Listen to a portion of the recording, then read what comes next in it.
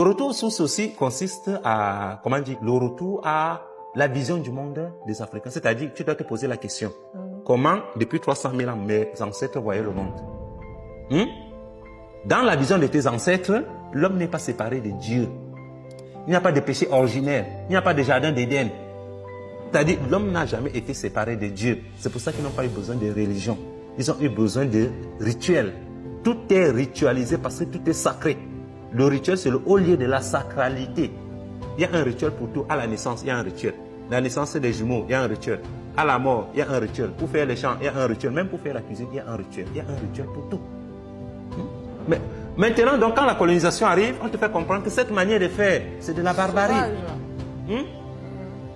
Pour adorer Dieu, toi, tu n'es pas sacré.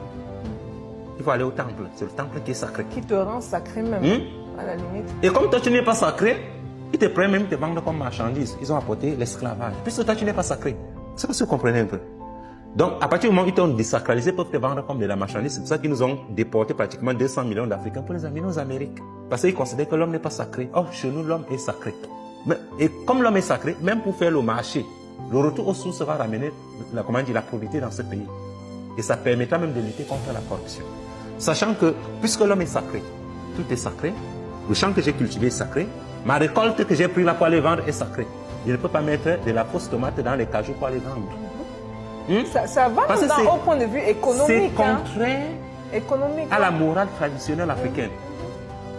Lorsqu'on se rencontre, par exemple, pour dire le droit, dans les tribunaux, c'est les arguments. Argument contre argument. Mais au village, c'est la vérité, ce ne sont pas les arguments. Si tu dis la vérité, on te suit. Si tu ne dis pas la vérité, tu perds ta crédibilité. Voilà ce que le retour aux sources apporte.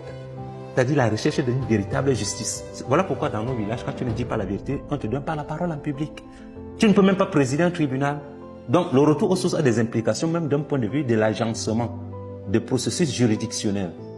C'est comment dire, des répercussions même dans l'organisation de l'administration de l'État. Le chef est un serviteur. Il est chef de tout ce qui existe sur la terre et au ciel. Il n'a pas pour but de s'enrichir.